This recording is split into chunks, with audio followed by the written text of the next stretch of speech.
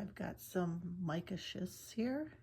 Um, these ones I just pulled up. I know where I got that one from. That was from spider weeds up there, maybe on like the border of Massachusetts, Connecticut, Massachusetts.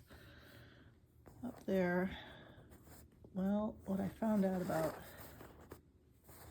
this one, I mean, it just looked too nice. And then I put some of the artist medium on it. That's it, nothing else. And it really showed there's a lot going on here.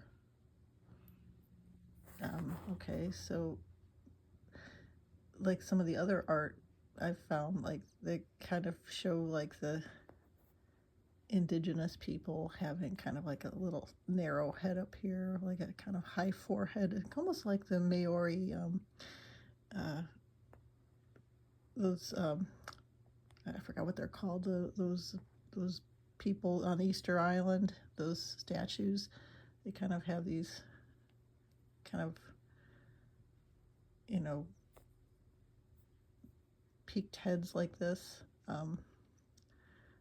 There's the eyebrow right there, eyebrow ridge right there, the nose slope, and then there's the lips. You can see where the lips are parted right there by my finger.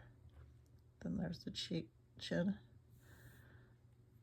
I mean, it's really kind of makes me question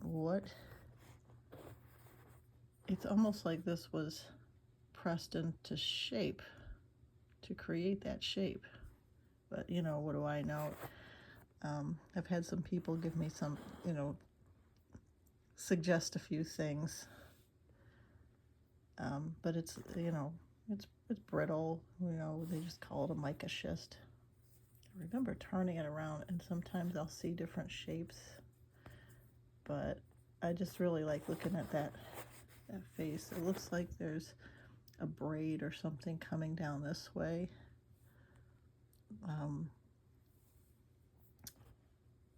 So like there's like these shapes are intended. You can kind of see that. Okay, so that's kind of cool. This one I just brought up, this one and this one. Okay, they're not as cool as that one. I wouldn't mind actually finding another piece, because there were several of those mica schists up there. Okay, so if I turn this one this way, I see a bird, like with its tail feathers like fanned out, wing, there's a foot there, and there's the beak is there, and it's like, even notice that there's an eye on this. You can kind of see there's an eye, but doesn't it look like some kind of, like, maybe a hawk, perhaps?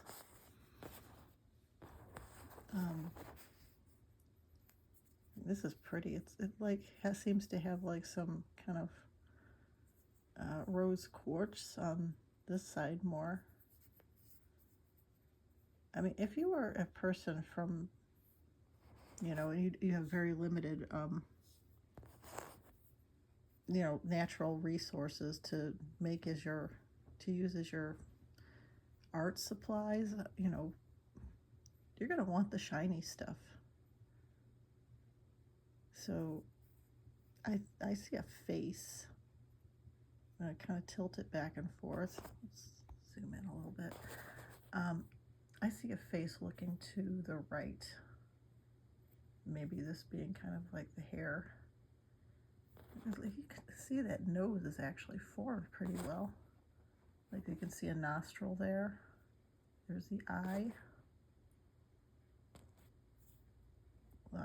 Mouth is there.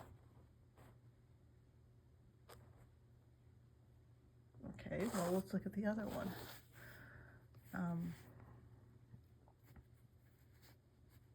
It's pretty.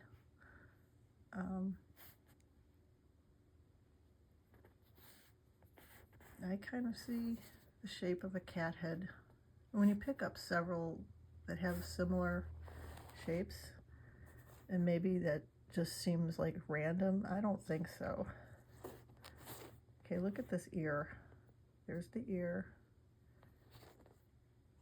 It's right there. There's an eye right there. There's a nose right in that dark spot. And I kind of see teeth in there. Right in there. So there's the eye. And I have a lot of similar shapes like this. I mean, well, maybe that could be a bear, but to me it just looks more like a cat. Could be a bear, I don't know. It's like not that definitive. Some of these you can like flip them over and there'll be something else. There you go.